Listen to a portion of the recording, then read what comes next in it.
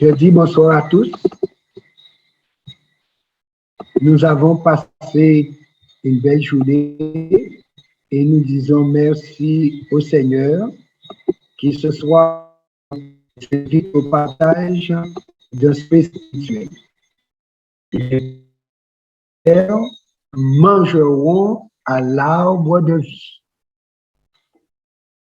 Nous allons lui demander de nous accompagner pendant ce souper de ce soir, en attendant le souper à la table de Dieu le Père. Notre Père, notre Dieu,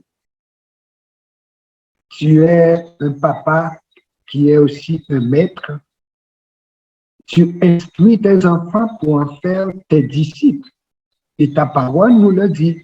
Tous tes fils seront disciples de l'Éternel. Et Jésus est venu en ton nom. Il a choisi 12 disciples, à qui il a dit, allez, faites de toutes les nations des disciples. Tu veux donc une famille de disciples, des personnes qui acceptent de vivre dans ta maison, des personnes qui acceptent la discipline de ta maison, les personnes qui accepteront de refléter ton caractère, comme dit si bien notre proverbe, tel père, tel fils. Nous voulons donc manger à ta table, puisque c'est à cette table que Jésus a mangé, qui lui a permis de ne pas manger à la table du diable. Et il a dit, l'homme ne vivra pas de pain seulement, mais de toute parole qui sort de la bouche de Dieu. Ce soir, nous voulons nous nourrir de ce qui sort de ta bouche. Nous voulons donc profiter de ce souper terrestre qui va nous habiliter au souper céleste.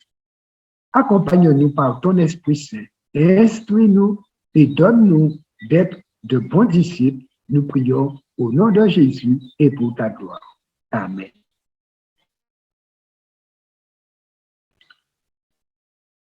Je vous emmène faire un petit tour à Jéricho. Et voici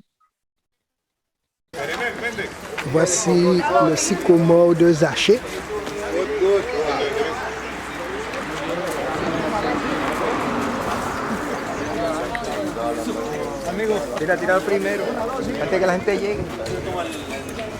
Donc c'est sur cet arbre que Zachée est monté. C'est un sycomore. Et c'est là que Jésus lui a dit, Zachée, descends. Regardez la branche sur laquelle il s'était positionné. Donc un sycomore qui date de l'époque de Jésus, bien sûr d'avant, puisqu'il était déjà assez gros quand Zachée est monté dessus. Alors voici les fruits du sycomore. On va essayer de rapprocher ça de plus près pour voir les fruits du sycomore. Voilà les fruits du sycomore. C'est comment ça se présente. On rapproche un petit peu encore. Les fruits du sycomore.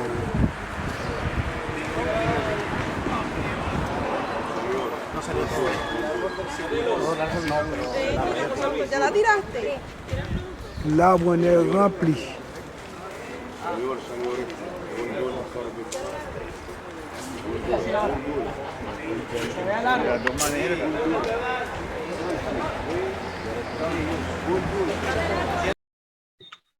Voici cette montagne qu'on appelle la montagne de la tentation. Alors, ce mont est appelé le mont de la tentation, d'après la tradition. C'est là où Satan a amené Jésus pour lui faire voir les gloires du monde. Et Jésus a refusé. En bas se trouve donc la vieille cité de Jéricho et les nouvelles maisons qui sont autour. Mais nous sommes maintenant sur le site de l'ancienne Jéricho. Et vous voyez autour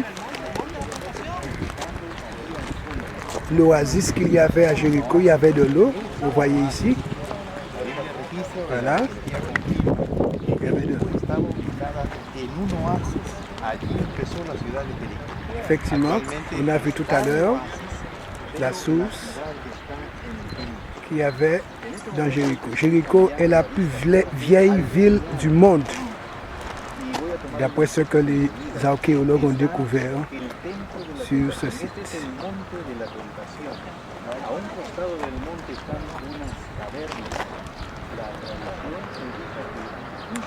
Donc le Jéricho que Jésus a connu se trouve tout autour.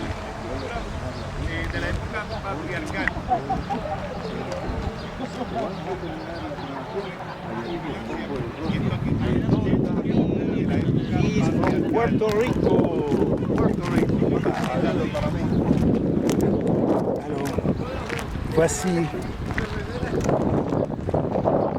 une partie de l'antique mur de Jéricho que nous voyons ici, du moins sur les murs des maisons.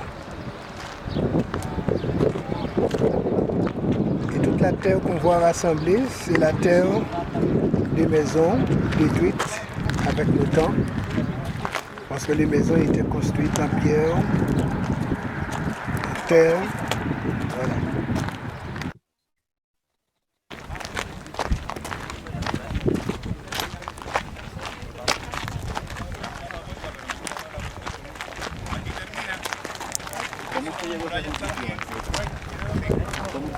Pero la estructura doméstica, no son las murallas de la ciudad. La muralla de la ciudad está allá.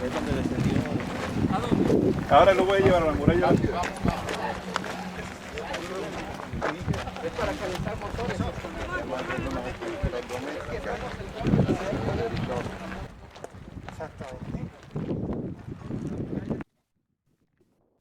Très bien. Depuis au jardin d'Éden, Dieu avait défini clairement le rôle de l'homme. Il fut placé comme un gestionnaire du paradis. En effet, c'est Dieu qui planta le jardin et qui y plaça l'homme. Il avait une double responsabilité, lui Adam. Cultiver le jardin et surtout garder le jardin. Pour lui rappeler ce rôle en permanence, Dieu plaça deux arbres au milieu du jardin. L'arbre de la vie et celui de la connaissance du bien et du mal. Ces arbres définissaient les limites entre créature et créateur. Prendre de l'arbre défendu, ce serait se positionner en tant que maître. Dans l'univers de Dieu, il ne peut pas y avoir deux maîtres. Satan a voulu être un autre maître. Il y a eu conflit. Et jusqu'au jour d'aujourd'hui, donc nous vivons en plein conflit cosmique. Accepter d'être gestionnaire de Dieu nous qualifie pour revenir à l'Éden perdu, puisque Dieu avait placé un gestionnaire du paradis. Par mauvaise gestion, le paradis fut perdu. Donc Dieu veut nous remettre en gestion pour vérifier que nous pouvons être de beaux gestionnaires afin de retourner au paradis perdu. Alors, que nous propose Dieu pour nous rééduquer en bons gestionnaires? Le chrétien, lorsqu'il a été baptisé, il devient enfant de Dieu. Donc, tout enfant de Dieu, tout comme Adam, devient un gestionnaire de Dieu. Et nous allons voir quels sont les éléments que Dieu lui donne en gestion. Et à la fin, il doit être examiné au tribunal lors du jugement pour déterminer la qualité de sa gestion, pour savoir s'il est apte à retourner au prochain paradis. Premièrement, le chrétien est un gestionnaire du temps de Dieu. Effectivement, nous n'avons pas créé le temps et nous sommes entrés dans le temps. Et c'est pourquoi dans Exode 20, versets 9 à 11, nous avons déjà lu ce verset, nous y revenons, où Dieu nous rappelle qu'il a fait de nous des gestionnaires du temps. Donc, on doit planter du temps pour récolter l'éternité. Et comment? Tu travailleras 6 jours et tu feras tout ton ouvrage. Mais le 7e jour est le jour du repos de l'Éternel, ton Dieu. Tu ne feras aucun ouvrage, ni toi, ni ton fils, ni ta fille, ni ton serviteur, ni ta servante, ni ton bétail, ni l'étranger qui est dans tes portes.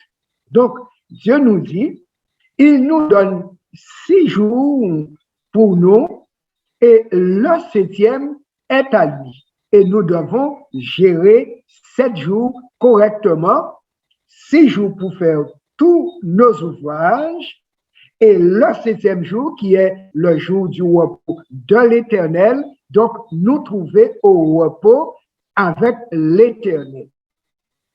Et là, nous allons démontrer que nous sommes dans une gestion du temps à 1/7. 6 pour nous, 7 pour Dieu. Et si nous gérons bien le temps, nous gérons bien une semaine et chaque semaine, pendant toute la durée de notre vie, alors ayant planté un jour par semaine, cela va nous faire récolter l'éternité dans la bonne gestion du temps. Or, aujourd'hui, nous sommes mortels à temps fini, mais nous ne voulons pas mourir. Nous savons qu'il faut mourir, mais la mort ne nous intéresse pas et nous ne la cherchons pas. Nous la fuyons, nous éloignons l'échéance le maximum possible. C'est pourquoi nous allons voir le médecin, nous allons à la pharmacie, nous mangeons bien. C'est juste pour reculer le jour de la mort. Mais Dieu nous promet l'éternité. Mais il nous dit, eh bien, pour récolter l'éternité, sois un bon gestionnaire du temps. Parce que l'éternité, c'est sortir du temps pour entrer dans le jour de Dieu. Car dans l'éternité, il n'y a pas de jour. C'est ça, l'éternité. Le temps de Dieu est un jour sans fin. Le chrétien est aussi un gestionnaire du temple de Dieu. Le temple de Dieu, c'est son corps, temple ambulant permanent.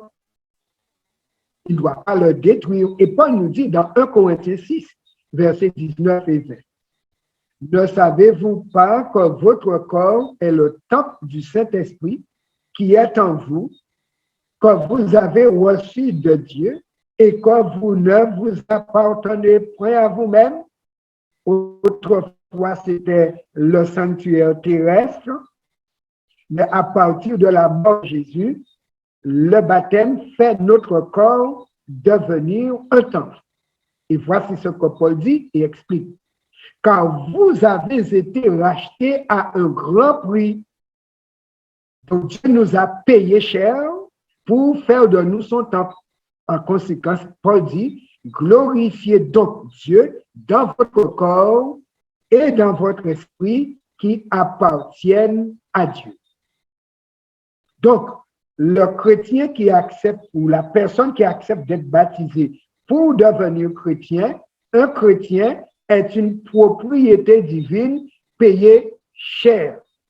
En conséquence, le chrétien n'a plus la liberté de faire ce qu'il veut, comme il veut avec son corps. Non, son corps est temple permanent, ambulant, parce où qu'il aille, le Saint-Esprit est en lui. Donc, troisième personne de la divinité. Il porte Dieu en lui. Et c'est pourquoi, en parole, en action, en pensée, il doit tout faire pour plaire à Dieu qui est en lui en permanence. Le chrétien est aussi un gestionnaire du trésor de Dieu, ses possessions. Donc, on a vu le temps appartient à Dieu, il nous permet de respirer et il nous dit, je te donne 6 pour toi, le 7e pour moi. On a vu qu'il nous dit que notre corps est payé entièrement à la croix. Donc, nous sommes des rachetés. C'est pourquoi on est chrétien. Un chrétien est un racheté, quelqu'un de payé cher. Donc, il ne peut pas décider de faire avec son corps ce qu'il veut. Il doit respecter la maison de Dieu. Mais aussi, les possessions du chrétien qui est payé, qui appartient à Dieu, eh bien, sont des possessions divines. Donc, Dieu met le chrétien en gestion de ses biens. Quelqu'un a dit un jour, la banque de Dieu se trouve dans la poche de ses enfants. J'ai beaucoup apprécié cette phrase. La banque de Dieu se trouve dans la poche de ses enfants. Je comprends pourquoi nous allons voir ce que nous enseigne Dieu. Dans Deutéronome 8, versets 12, 13 et 17, ainsi que verset 18, Dieu dit, « Lorsque tu mangeras et te rassasieras, lorsque tu bâtiras et habiteras de belles maisons. » Donc Dieu n'a pas de problème que nous puissions bien manger. Pas trop manger, mais bien manger. Ensuite, habiter de belles maisons. Pour Dieu, ce n'est pas un problème que son enfant habite une maison. Lorsque tu verras multiplier ton gros et ton menu bétail, augmenter ton argent et ton or, et s'accroître tout ce qui est à toi. Donc, Dieu ne veut pas que ses enfants soient des pauvres, et Dieu, cela ne le gêne pas de voir ses enfants avoir un bon compte en banque. Non, ce n'est pas un problème pour Dieu. Maintenant, voici la mise en garde. Garde-toi de dire en ton cœur, ma force et la puissance de ma main m'ont acquis ces richesses. Voici le danger. Et là, on dit, mon argent. Nous commençons à être un problème. Souviens-toi de l'Éternel, ton Dieu, car c'est lui qui te donnera de la force pour les acquérir, afin de confirmer, comme il le fait aujourd'hui, son alliance qu'il a jurée à tes pieds. Donc, quand nous disons mon argent, on doit réfléchir, car pour aller produire l'argent, il faut la force pour travailler pendant un mois. Mais Dieu nous dit, qui te réveille chaque matin? Le souffle de vie avec lequel tu peux te tenir debout, qui le maintient en toi? La force que tu déploies pour travailler pour le patron, qui t'a donné cette force? En fait, c'est moi qui t'anime. Car si je reprends mon souffle de vie, ton patron ne te verra jamais. Et ton argent à la banque, eh bien, quelqu'un d'autre va le manger. Mais Dieu dit, il a fait une alliance avec ses enfants. Et dans cette alliance, nous nous rappelons que c'est lui qui est propriétaire. Il nous a tout confié et donc nous allons gérer ce qu'il nous a confié. Donc, ce n'est pas mon argent, c'est l'argent de l'Éternel qu'il a mis dans ma poche pour que je puisse gérer son argent. Car vous et moi, nous n'avons pas créé d'or et d'argent. On a trouvé l'or et l'argent sur terre. Et même les arbres avec lesquels on fait le papier à argent, nous ne pouvons pas faire pousser un arbre. On peut à la rigueur planter un arbre. Mais c'est Dieu qui fait pousser l'arbre. Donc le papier, nous l'avons produit, mais à partir de l'arbre de Dieu. Donc l'argent papier appartient à Dieu aussi. Alors, comment ne pas oublier Dieu, surtout par les temps qui courent? Voici qu'est-ce que Dieu a donné comme instruction à ses enfants. Toute dîme de la terre, soit des récoltes de la terre, soit du fruit des arbres, appartient à l'Éternel.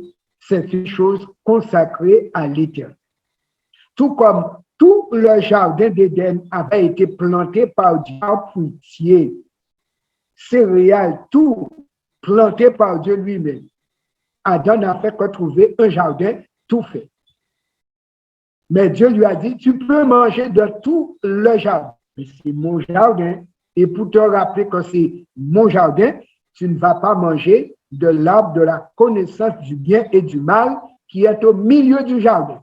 Et je l'ai mis au milieu pour que tu ne te trompes pas d'arbre et dis, Seigneur, je n'ai pas pu distinguer lequel. Non?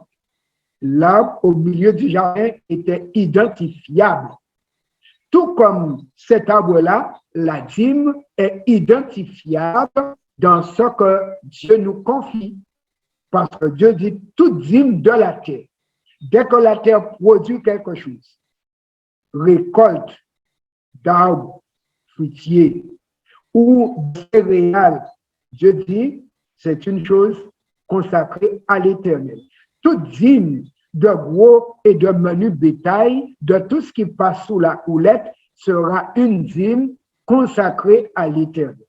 Donc, nous ne sommes pas venus dans ce monde avec un bœuf. Nous avons trouvé le bœuf de Dieu là.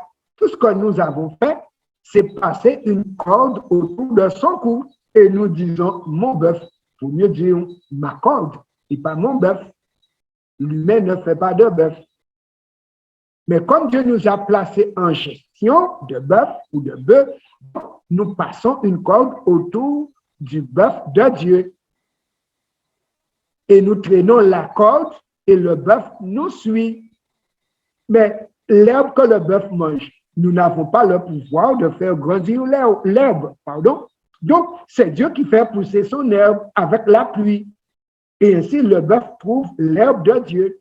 Et parce que nous traînons la corde du bœuf par-ci, par-là, le bœuf grossit. Mais Dieu nous dit, rappelle-toi, c'est mon bœuf.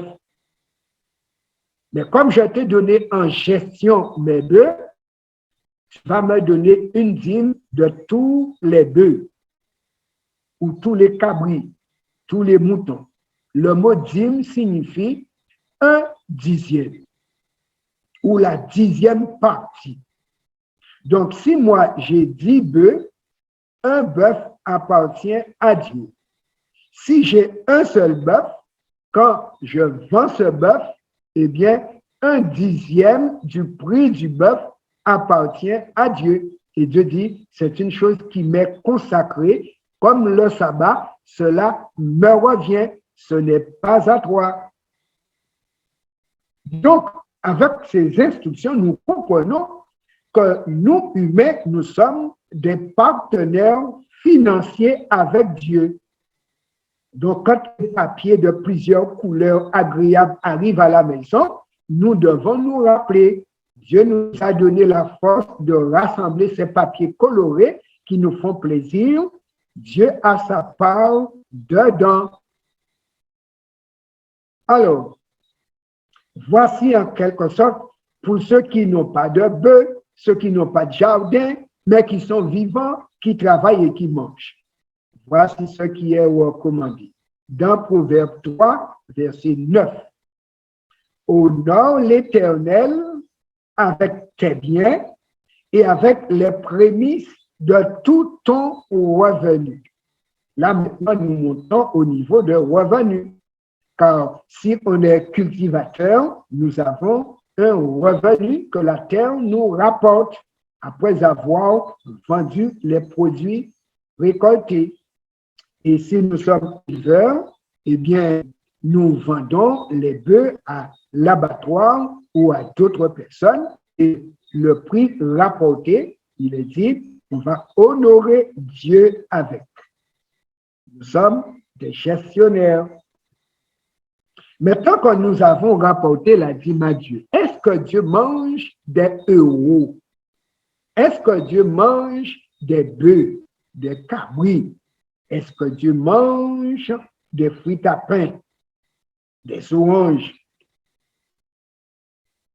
Alors, il nous dit que cela lui est consacré, donc cela lui revient. Alors, qu'est-ce qu'il va dire d'en faire? Dans l'Ancien Testament, dans Nombre 18, verset 21, voici ce qu'il déclare. Je donne comme possession aux fils de Lévi toute dîme en Israël pour le service qu'ils font le service de la tente d'assignation. Donc, c'était là où Dieu avait élu domicile au milieu de son peuple et tout le peuple voyait le nuage sur la tente pour dire c'est la maison de Dieu. Et ils apportaient leur dîme dans cette maison de Dieu, pour Dieu.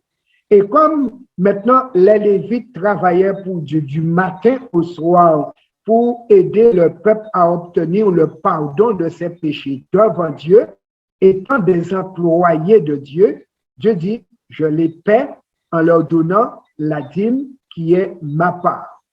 Donc, les Lévites vivaient de la dîme. C'est Dieu qui a fait cette orientation de la dîme.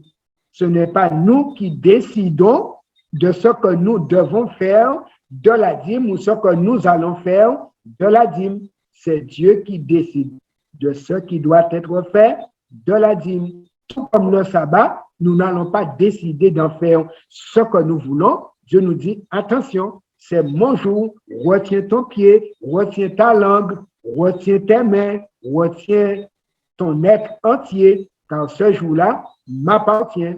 Donc, sur la dîme, nous devons retenir notre main pour ne pas faire main basse sur ce qui appartient à Dieu. Nous n'avons pas la gestion de la dîme.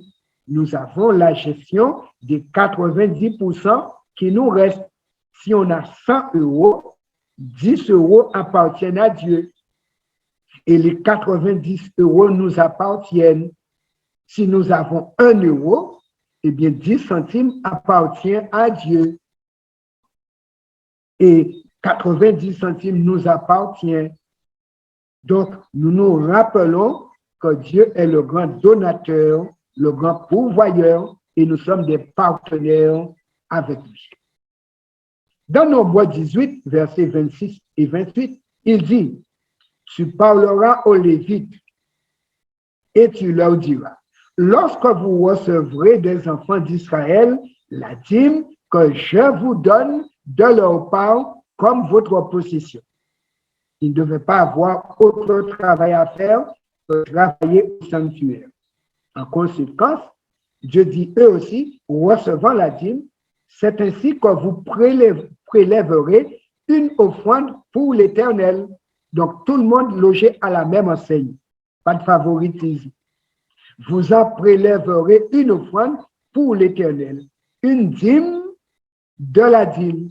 Donc, le Lévite reçoit la dîme du peuple et le Lévite enlève sa dîme parce que lui aussi est un gestionnaire de Dieu. Donc, il retient sa dîme, il reçoit la dîme du peuple et de la dîme qu'il a reçue, qui est son salaire, il va enlever maintenant une dîme. Et il a dit, sur toutes les dîmes que vous recevrez des enfants d'Israël, vous donnerez au sacrificateur Aaron l'offrande que vous en aurez prélevée pour l'Éternel. Donc, le souverain sacrificateur recevait la dîme de la dîme.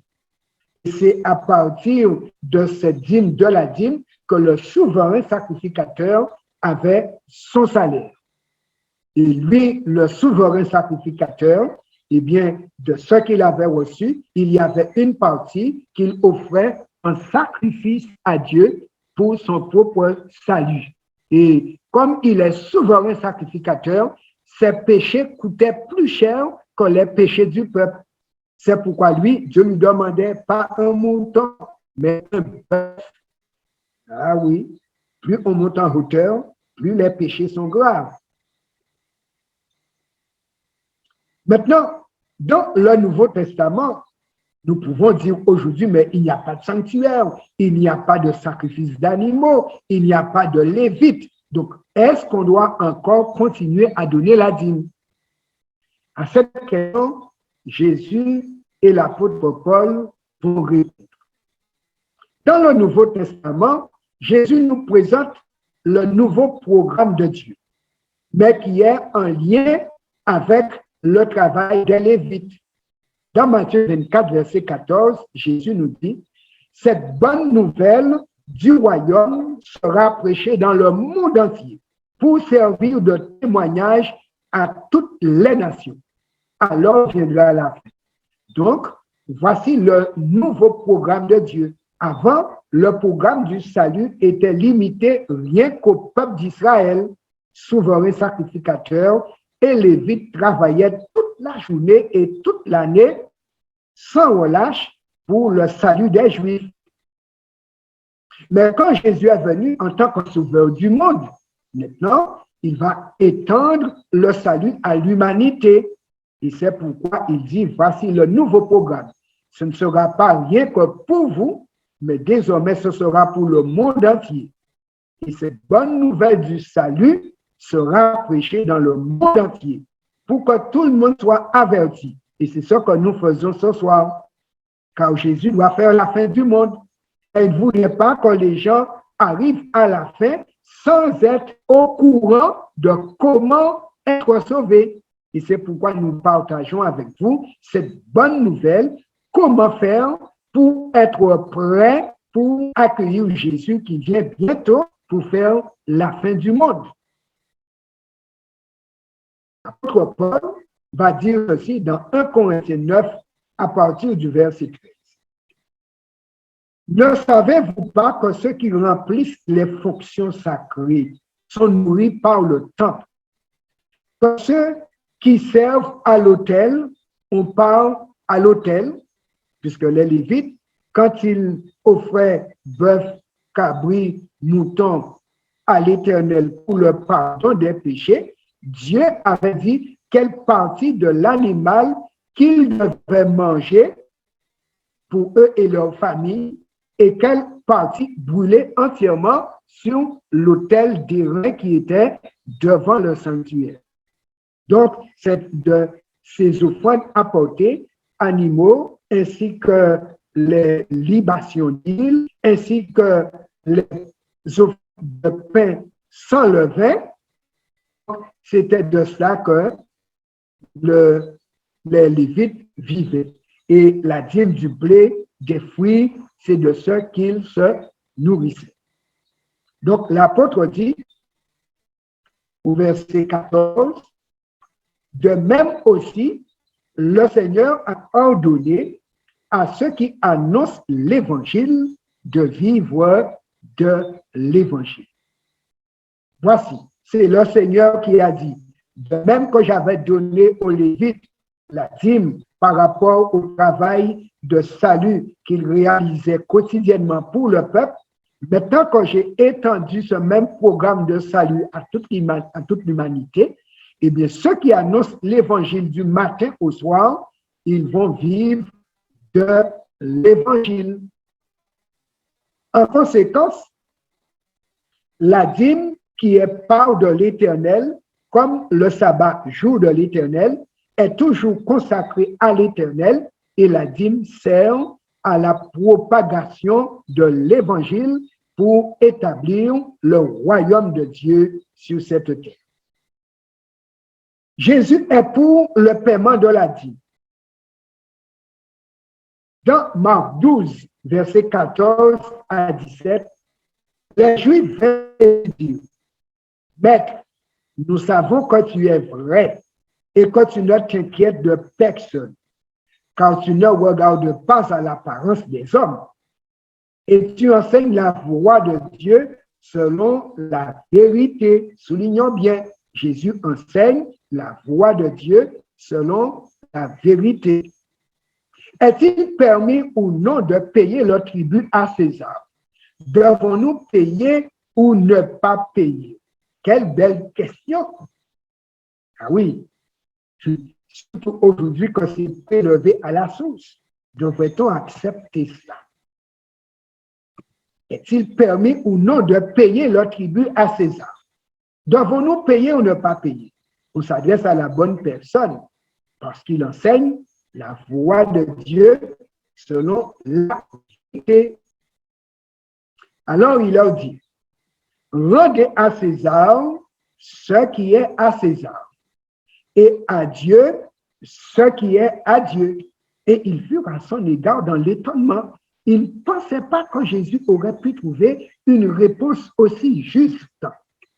Et c'est devenu proverbial encore aujourd'hui. Mais les gens s'arrêtent souvent sur la première partie. Rendez à César ce qui est à César. Et ils oublient Dieu. Oui, parce que quand on oublie César, César va sur le compte, n'est-ce pas? Et pour nous prévenir de l'oublier, maintenant César a mis le système à la source. Donc avant même que tu perçoives, César a déjà perçu. Et Dieu alors dans cette affaire. Si César peut prendre sa part, alors qu'il ne nous donne pas souffle de vie, il ne nous donne pas de santé, et Dieu qui nous donne souffle de vie, santé, force pour travailler, pain pour manger, logis, et lui, va-t-on l'oublier? Alors, en tant que chrétien, nous rendons à César ce qui est à César sans discuter avec César. Donc, nous devons aussi donner à Dieu ce qui est à Dieu. Et remarquez, hein, nous ne payons pas la dîme, nous rendons la dîme. Parce qu'en fait, de même que l'impôt ne nous appartient pas, nous n'avons jamais créé de billets, mais nous recevons des billets à la fin du mois. César a mis à notre disposition des billets. Donc, parce qu'il a mis à notre disposition des billets dont le patron se sert pour nous payer, donc il a droit de prendre ce que sa machine a produit. Mais Dieu, c'est lui qui a mis l'arbre que César a trouvé pour faire le papier, pour mettre sa valeur sur le papier. Donc, Dieu a sa part dans l'arbre aussi. C'est pourquoi il faut donner à Dieu ce qui est à Dieu. Et les deux choses, voici l'impôt qui appartient à César et la dîme que Dieu a dit qui lui appartient. Jésus va faire un miracle pour payer son impôt. Il est conséquent dans ses enseignements. Il n'avait pas d'argent, mais il faut payer l'impôt. Qu'est-ce qu'il va faire? Dans Matthieu 17, versets 24 à 27, nous trouvons cette histoire. Lorsqu'ils arrivèrent à Capernaum, c'est là où Jésus habitait, donc il est censé payer sa taxe d'habitation. Lorsqu'ils arrivèrent à Capernaum, ceux qui percevaient les 2 drachmes s'adressèrent à Pierre et lui dirent, « Votre maître ne paie-t-il pas les 2 drachmes? » Oui, dit-il. Et Pierre répond pour Jésus. Il ne sait pas combien d'argent a Jésus, mais comme Jésus ne doit pas être en défaut et en faute, il répond pour son maître. Et quand il fut entré dans la maison, Jésus le prévint et dit, « Quand ensemble, Simon, les rois de la terre, de qui perçoivent-ils des tribus ou des impôts? De leurs fils ou des étrangers? » Il lui dit, « Des étrangers. » Et il lui répondit, « Les fils en sont donc exempts. Mais pour ne pas les scandaliser, va à la mer, jette l'hameçon et tire le premier poisson qui viendra. » Puisque Jésus est fils de Dieu, Jésus ne devrait pas payer d'impôts. Mais comme il habite sous domination de César, il dit pour ne pas scandaliser les employés de César, va à la mer, prends le premier poisson que tu vas trouver, ouvre-lui la bouche et tu trouveras un stataire. Le papa de Jésus a mis dans la bouche du poisson ce que son fils doit utiliser pour payer son impôt. Dieu est juste. Prends-le et donne-le-leur pour moi et pour toi. Pourtant, Pierre, je vous ai montré sa maison à Capernaum en tant qu'entrepreneur de pêche. C'est là où il avait élu domicile. Donc, lui aussi, il doit payer la taxe d'habitation. Et alors, Jésus dit, paie pour moi et paie pour toi. Jésus nous donne et nous fait une belle recommandation. Et j'aime tellement cette recommandation. dans un beau jeu de mots et il m'inspire dans ces jeux de mots. Luc 19, versets 9 à 11. Et moi, je vous dis, faites-vous des amis avec les richesses injustes pour qu'ils vous reçoivent dans les tabernacles éternels quand elles viendront à vous manquer. Alors, j'ai réfléchi tellement sur ce verset pendant des années et finalement, l'Esprit Saint m'a donné l'intelligence pour comprendre. Effectivement, je ne peux pas envoyer mon compte en banque au ciel. Je ne peux pas convertir mes euros en monnaie du ciel. Je transpire dur, je dépense beaucoup de force pour rassembler l'argent que j'ai. Mais Jésus appelle tout ce que j'ai rassemblé richesse injuste. Pourquoi richesse injuste alors que je ne les ai pas volées? C'est le fruit de mon travail, de la force que Dieu m'a donnée. Mais ces richesses sont injustes parce que même si j'ai 1 milliard sur mon compte, bien acquis, le jour de ma mort, je ne peux pas emmener 1 euro au tombeau avec moi pour manger un sandwich sous terre. Donc, c'est richesse injuste. Et qui va manger ce milliard d'euros que j'ai laissé à la sueur de mon front? Donc, c'est bien injuste. Je ne peux pas l'envoyer au ciel pour qu'arrivé au ciel, je trouve un compte bien pourvu, bien garni au ciel. Donc, c'est argent perdu. Alors, Jésus me dit, écoute, puisque ton argent ne va pas décoller de terre, mais au moins tu peux faire une chose avec. Avec cet argent, investis-le pour envoyer du monde au ciel, car les gens, ce sont eux seuls qui peuvent décoller de terre.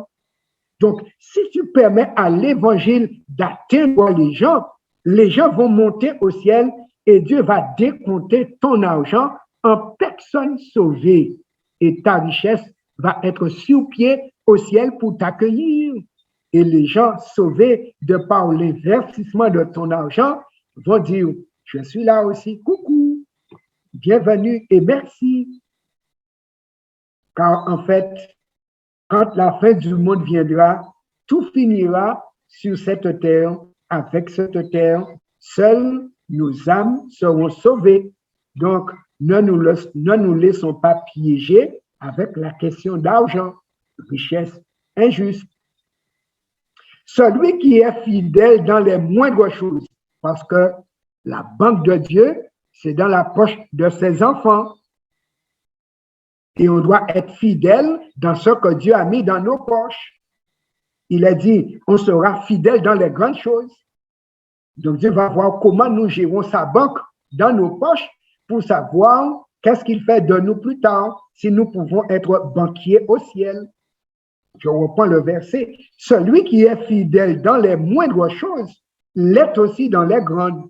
Et celui qui est injuste dans les moindres choses l'est aussi dans les grandes. Si donc, vous n'avez pas été fidèle dans les richesses injustes, qui vous confiera les véritables? Si j'ai été un mauvais banquier terrestre, Dieu va me qualifier au tribunal du ciel, au jugement, comme mauvais banquier. Donc, je ne pourrais pas être employé là-haut. J'aurais un mauvais CV. Rappelez-vous, sur terre, nous préparons notre CV pour être employé au ciel. Nous postulons pour le ciel. Faites attention. À part la dîme, Dieu demande également des offrandes. Et remarquez bien, cela porte un autre nom. Et nous allons voir qu'est-ce qu'il dit. Dans Exode 25, verset 2 et verset 8. Ils me feront un sanctuaire et j'habiterai au milieu d'eux. Et au verset 2, je lis pour vous cette déclaration importante qui doit retenir toute notre attention. Exode 25, verset 2. L'Éternel parla à Moïse et dit, parle aux enfants d'Israël qu'il m'apporte une offrande, vous la recevrez pour moi de tout homme qui la fera de bon cœur. Voici la différence entre dîme et offrande. L'offrande doit être faite de bon cœur parce que l'offrande n'appartient pas à Dieu puisque l'offrande est prélevée sur les 90% qui m'appartiennent. Et c'est pourquoi cette partie que je vais apporter s'appelle offrande, c'est-à-dire de ce que j'ai, j'offre à mon Dieu quelque chose parce que j'apprécie tellement ce qu'il est et ce qu'il fait pour moi, je lui offre un cadeau. L'offrande devient un cadeau que je fais à Dieu. Et si je fais ce cadeau de bon cœur, comme nous aimons faire cadeau aux autres, et de bon cœur, à des moments précis, pour certains à Noël, pour d'autres à la fête des mères, à la fête des pères. Oui, nous aimons faire cadeau. Donc, les offrandes constituent des cadeaux que nous faisons à Dieu. Et Dieu dit, ce cadeau doit être de bon cœur. Et avec ce cadeau, eh bien, ils me feront un sanctuaire et j'habiterai au milieu d'eux. Chers amis, j'aurais aimé attirer votre attention sur quelque chose. Dieu n'a pas dit de donner la dîme de bon cœur, parce que la dîme ne nous appartient pas, cela lui appartient. Par contre, Dieu n'habite pas dans la dîme, il habite dans l'offrande, parce que l'offrande est le produit du cœur et Dieu veut habiter dans notre cœur. Si on ne donne pas d'offrande à Dieu, ce qui dit, Seigneur, tu n'auras pas mon cœur. Je t'ai rendu ce qui t'appartient, mais ne compte pas sur ce qui est à moi. Et dans ce cas, nous laissons Dieu en dehors de notre vie, mais il va nous laisser aussi en dehors de son ciel. On ne pourra pas entrer dans son sanctuaire parce qu'il n'est pas entré dans notre cœur. C'est à l'offrande que Dieu va nous tester. Voilà pourquoi il nous faut être fidèles dans les deux choses. Dieu n'a pas fixé de montant pour l'offrande. C'est moi qui vais déterminer le montant. Par contre, il a défini le montant de la dîme. Donc, c'est 1/10 de mon revenu. Si je gagne 1 000 euros, donc 100 euros appartiennent à Dieu. Et sur les 900 euros qui me restent, c'est à moi de définir un montant je vais lui apporter comme cadeau. Donc la dîme, propriété de Dieu, comme le sabbat, comme l'arbre défendu. Je n'y touche pas. Je retiens ma main, je retiens mon pied, je n'en dispose pas. Par contre, l'offrande, j'en dispose, j'offre. Ce sont mes mains maintenant qui vont prélever pour Dieu d'après le taux de mon amour pour lui, d'après ma gratitude envers lui, pour tout ce qu'il est et fait pour moi. Je vais lui apporter une offrande en fonction de mon cœur et de la place qu'il occupe dans mon cœur. Et lorsque je vais décider du montant de mon offrande, je dois être fidèle dans ce qui appartient à Dieu, la dîme, et dans l'offrande que je lui fais, je vais rester constant. Dans Malachie 3, versets 7 à 10, écoutons Dieu nous parler là-dessus. Je vais lire, et si vous avez votre Bible, cherchez Malachie, chapitre 3, versets 7 à 10. C'est le livre qui se trouve juste avant l'Évangile selon Saint Matthieu. Juste avant Saint Matthieu, Malachie, chapitre 3, versets 7 à 10.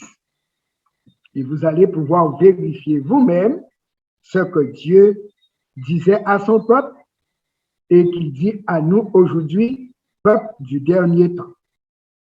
Mais j'espère et je souhaite que nous ne soyons pas dans les mêmes conditions que le peuple d'Israël d'avant. Verset 7.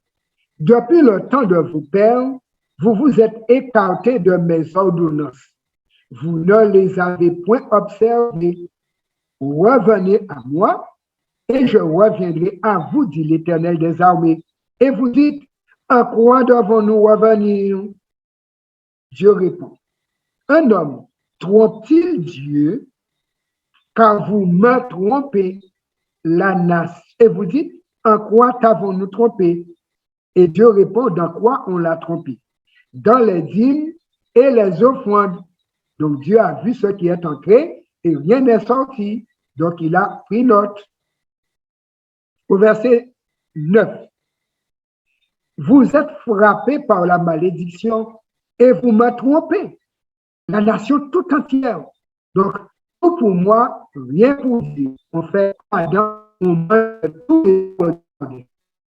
Et alors, même que la terre a été maudite à cause de ce geste d'Adam de manger ce qui est à Dieu, bien, remarquez bien, la même malédiction est tombée sur les Juifs qui ont mangé la dîme de Dieu et n'ont pas parlé d'offrande, sont déclarés égoïstes, égocentriques. Eh bien, la malédiction de Dieu est tombée sur eux et leur argent tombait dans un sac percé. C'est ce que Dieu leur a dit. Apportez à la maison du trésor toutes les dîmes, afin qu'il y ait de la nourriture dans ma maison. Mettez-moi de la sorte à l'épreuve, dit l'Éternel des armées, et vous verrez si je n'ouvre pas pour vous les écluses des cieux. Si je ne répands pas sur vous la bénédiction en abondance. Remarquons bien, Dieu nous dit de le mettre à l'épreuve. Donnez-moi ma parole et vous allez voir ce que je vais faire avec ceux qui restent chez vous. Et effectivement, quand Dieu bénit nos 90%, cela dépasse les 100%. Mais quand nous gardons les 100%, à la fin, nous nous trouvons en rouge à 100% au niveau de la banque. Un jour, dans une condition comme maintenant, une série de conférences bibliques, une dame qui était aide-soignante suivait les conférences et arrivée sur ce sujet, elle m'a fait appeler. Pasteur, comment pourrais-je donner la dîme à Dieu? Voici, j'ai un enfant handicapé, je suis sous-loyer, il me faut voyager pour aller travailler et je n'arrive pas à joindre les deux bouts, je n'arrive pas à finir le mois avec ce que je gagne. Comment pourrais-je donner à Dieu la dîme? Je n'étais pas autorisé à lui dire de garder la dîme pour elle. Par contre, je lui ai dit, Dieu m'a dit de te dire de le mettre à l'épreuve pour voir qu'est-ce que lui, il est capable de faire dans cette circonstance. Et alors, je l'ai laissé. À la fin du mois, bien sûr, elle a accepté Jésus comme sauveur, elle a été baptisée et elle a donné à Dieu la dîme. Et à la fin du mois, elle m'appelle une deuxième fois pour me dire, pasteur, c'est la première fois que je finis un mois et il me reste encore de la monnaie dans mon porte-monnaie. J'ai dit, eh bien voilà, Dieu a fait ses preuves de fidélité, sa parole tient debout, encore à notre siècle. Et permettez-moi de vous dire, cette même personne qui n'arrivait pas à joindre les deux bouts en gardant tout, à partir de la remise de la dîme et des offrandes, quand je l'ai revue 20 ans après, elle avait déjà acheté terre, bâti maison et elle était toujours seule à travailler. Eh bien, voici la bénédiction de l'Éternel enrichie. L'apôtre Saint Paul, de son côté, nous dit ceci. Dans 2 Corinthiens 9, versets 6 à 8, sachez-le, celui qui sème peu moissonnera peu, et celui qui sème abondamment moissonnera abondamment. C'est la loi de la nature. On moissonne ce qu'on a semé. Que chacun donne comme il l'a résolu en son cœur, sans tristesse ni contrainte, car Dieu n'est pas dans la contrainte. Par contre, Dieu aime celui qui donne avec joie. quand on sait que c'est pour Dieu, qui est Dieu, ce qu'il a investi pour nous sauver, alors on va lui apporter ce qu'il demande, dîmes et offrandes, avec joie. Et là, c'est une résolution personnelle que l'enfant de Dieu prend dans son cœur parce qu'il est reconnaissant à l'Éternel pour le salut dont il est le bénéficiaire et pour l'héritage qu'il attend pour l'éternité.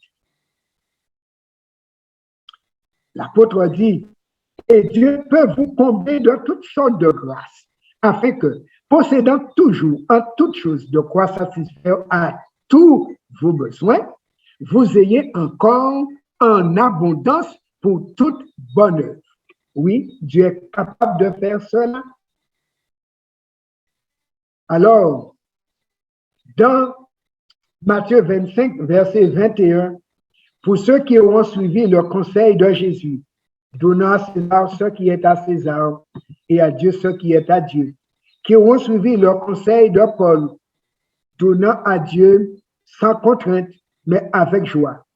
Eh bien, ayant converti notre argent, richesse injuste, en personnes sauvées, le moment venu. Matthieu 25, verset 21, voici comment Jésus va nous accueillir en gestionnaire fidèle.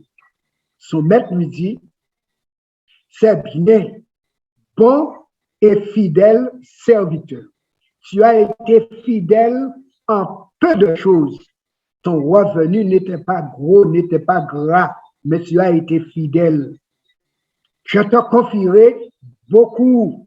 Entre dans la joie de ton maître. Oh, quelle belle parole aimerions-nous entendre de la bouche de notre Jésus bien-aimé qui a investi sa vie et le ciel pour nous sauver. Jésus ne veut pas tant de notre bien que de nous-mêmes. Et c'est nous qu'il veut au ciel. En conclusion, nous devons rendre à Dieu la dîme et lui donner des offrandes. Cela fait partie intégrante de notre acte d'adoration, celle qui est requise dans l'Apocalypse.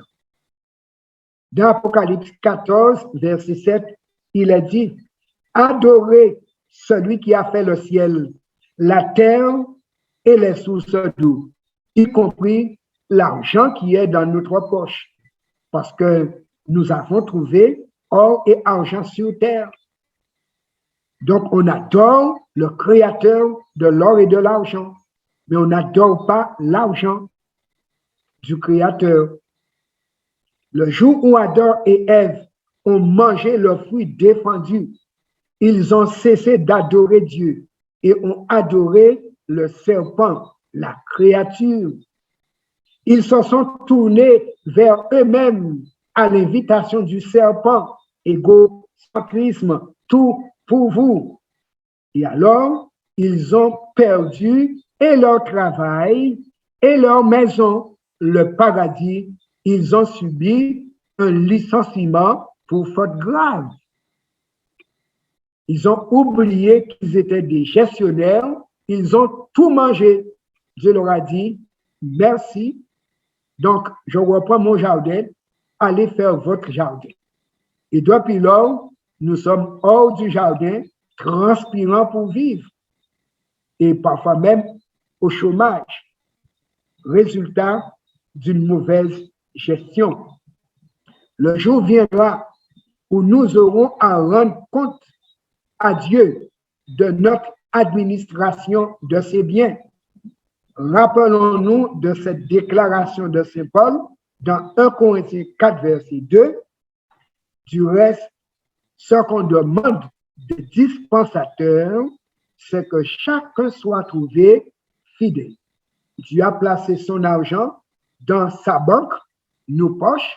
Il attend que nous en soyons de bons dispensateurs pour être de bons gestionnaires et il nous dit, s'il nous trouve fidèles, nous allons entrer dans la joie de notre maître. Nous aurons accès à l'arbre de vie à nouveau parce que nous aurions respecté dîmes et offrandes qui appartiennent à Dieu. Nous sommes donc mis en stage de vie éternelle. Nous sommes donc là pour subir le test, tout comme Adam devait subir son test. Il a échoué son test. Il a perdu le paradis. Dieu nous offre le paradis, mais il doit nous tester avant. Alors, que nous puissions être trouvés bons gestionnaires pour que Dieu puisse nous dire, n'ayant pas mangé la dîme, tu peux manger à l'arbre de vie. Puisse-t-il nous être de grand secours quant à la notion de fidélité et à sa venue, Jésus nous trouve bons et fidèles serviteurs. C'est mon souhait pour chacun de nous, puisque nous sommes tous placés en gestion des biens de Dieu. Alors, rappelez-vous, pour tous ceux qui voudraient prendre contact pour approfondir d'autres, ces vérités que nous aurions déjà partagées ou encore avoir des connaissances sur d'autres points obscurs de la Bible, nous nous tenons disponibles pour échanger. S'il y en a parmi vous qui décident d'être trouvés fidèles en s'engageant aussi à être disciples de Jésus dans l'eau du baptême, alors nous sommes à votre service pour vous accompagner, puisque nous sommes dans le programme de Dieu qui veut que cette bonne nouvelle soit prêchée dans le monde entier avant la fin du monde, offrant à tous l'opportunité et l'occasion d'être sauvés. La porte de la grâce n'est pas encore fermée, donc placez-vous en sécurité à l'ombre du Tout-Puissant. Les numéros de téléphone sont là.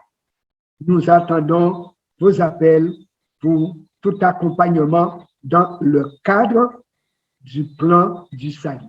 Que Dieu nous garde, que Dieu nous bénisse.